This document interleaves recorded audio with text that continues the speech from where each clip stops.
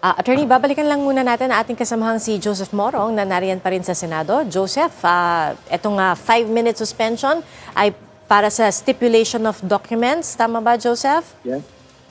Yes, Pia. Okay. Kasi, nandito na tayo sa pag-establish kung nagas ba ng tama o totoo yung aligasyon ng prosecution ng misappropriation or misuse ng confidential funds ng dalawang opisina na hinawakan o hawak ng Vice President DepEd and OVP.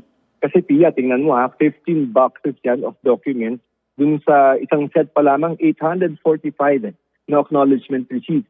At saka yung isa ay 3,664, 3,000 doon ay acknowledgement receipts. So imagine mo kung iisa-isahin ng prosecution na ito po yung acknowledgement receipt noong December 2023, papakita sa ay baka abutin tayo ng siyam-siyam.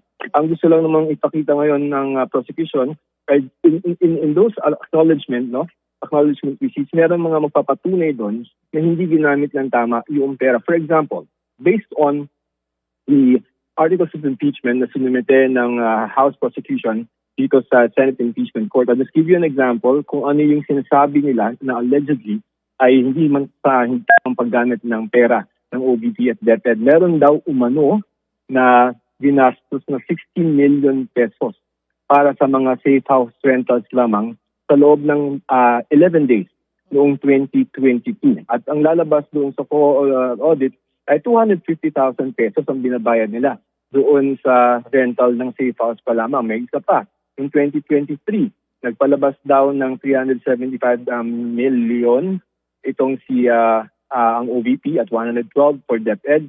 At saan ay mga hindi sapat o hindi sufficient, hindi sakto yung documentation at saka hindi maliwanag kung saan ginamit yung pera at unverifiable outcome. So ibig sabihin may ginastosan ka pero anong naging produkto nung alleged na paggamit ng pondo na yun. So that's basically Pia yung ginagawa natin gagawin ng prosecution ay ipapakita na yung mga disbursements ay hindi tama yung pagkaka-account. Ang sasabihin siyempre ng sinabi ng defense dyan ay yun namang notice of disallowance. Yung pong notice of disallowance ay pag tinignan na ng COA, hindi pwede to. Hindi itong paggamit yun ng pera na to ay hindi tama at hindi yan dapat ginamit dyan yung pera. So yun yung notice of disallowance for the public. No? Pero ang sinabi nga ng defense ay hindi naman final yung notice of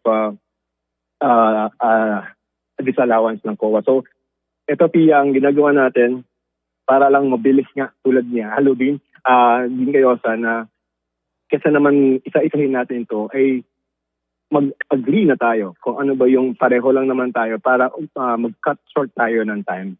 Pia. Joseph, linawin ko lang. Ito na ba yung mga kasama na dito yung mga acknowledgement receipt na pirmado ni na Mary Grace Piatos at iba pang mga personalidad na nabanggit noon sa House hearings? Lalabas na dyan, Pia, yung audit observation ng COA. No?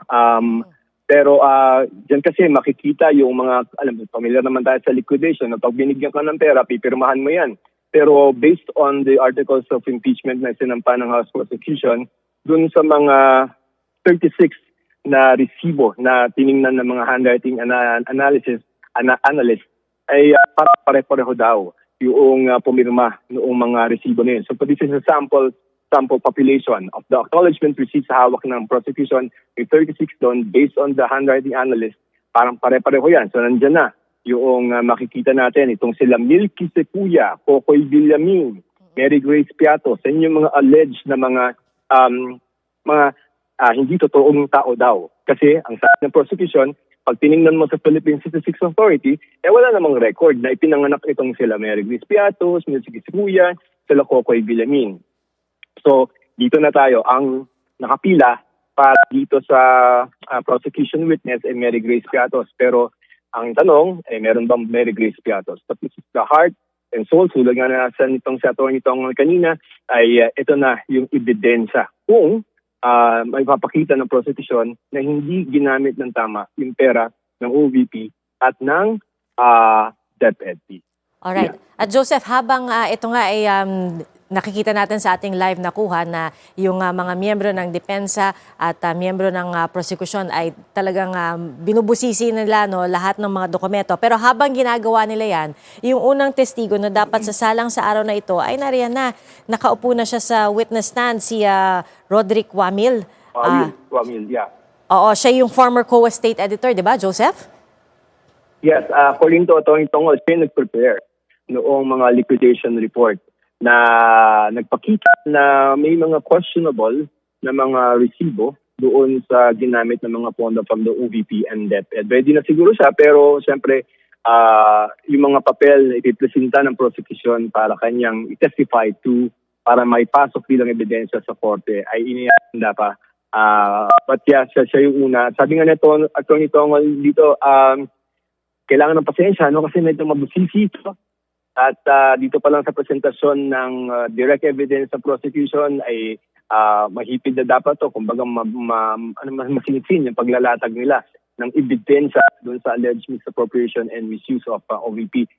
Paano pa kung magko-cross-examination? Kasi kumbaga, ito na yung ebidensya, kailangan kukontrahin yan ng defense. And nakita naman natin how they went to defend yung kanilang position sa Article 4. Doon sa pag-present ng mga NBI, doon pa lamang talagang 2-2. Yung last week lamang, bilang ang ginawa lang naman ng mga bank managers ay to attest na kami po yung pumirma ng pera ng ganyan, wala nang cross as expectedly. Pero this one, we need patience, I think. Din kayo also, we need patience. So yung mga sinisilip ngayon ng depensa together with the prosecution, ang assumption natin dyan na these are the same documents that Mr. Wamil will be testifying about. Correct. These are audit reports that will show yung how the funds of the OVP and DepEd were spent. Dalawa yan So I'm not, hindi ko lang sure kung saan si Atty. Mawil, but he was the former official, but he prepared. Siya yung nag-prepare talaga nung mga disallowances. So pag sinabi niya na dinis-allow ko yan, the prosecution should be able to show why, based on what's circular, but hindi ito pinayagan ng COA. And if that particular, and if that finding, and this is very important, is final. Ibig sabihin, bawal, dapat ibalik, di ba? Yung perang kung hindi tamang ginamit, dapat ibalik yan. Kasi ang position ng defense is that hindi pa naman yan final So pwede pa namin i-appeal yan at pwede pang mapakita na hindi naman talaga na tamang ginamit yung pera na yan. So ang kailangan mapakita ng defense, ng prosecution dito is that there was a finding and that the finding was final at may kumbaga may liability, hindi man liability pero may ginawa na yung OVP and DepEd. So asahan natin yan from Wamil from the COA. So ito yung siya mismo yung gumawa at siya makapagsabi bakit bawal yung expenditures. So, kay former Auditor Wamil din natin expected or inaasahan yung testimonya tungkol sa mga, yung sinasabi ng prosekusyon na ginamit yung pera ng OVP sa mga red flag projects tulad ng yung mga sinasabi nila na yung mga Youth Leadership Summit. Sa kanya rin ba nakasakop yung testimonyang yon? Dapat P. Kaya lang may isa pa rin itong si Sayin dahil siya mismo yung head mismo nung confidential funds unit ng COA. So the two, will be able to say, si Mawil will say bawal, and then si Del Campo will be able to say hindi yan pasok sa confidential fund expenditures. Kung halimbawa sinasabi nila na mga youth leadership summit, bakit confidential funds yung ginamit mo? So tag team to. But itong si Wamil will first lay down na ito yung mga findings namin, and then to support si Del Campo saying this is not a proper use of the confidential funds kasi these are 612.5 million na total fee. Yeah. Alright. And gaya ng sinabi mo kanina, Joseph, kung nung date, nakaraang linggo, walang cross-examination, ito ang expected natin na mahaba-habang cross-examination and possibly more than one day. Yeah, I think so. Kasi feeling ko baka tumawid tayo next week kasi dito pa lang kay Wamil, baka puti na tayo ng buong maghapon kasi trial lang naman natin hanggang 3 o'clock, di ba? We take a break mga 11:30 last time, 11:30 or 12 to 12:30. Whole day siguro to si Wamil, direct pa lang. And then tomorrow we'll continue, 2 more days.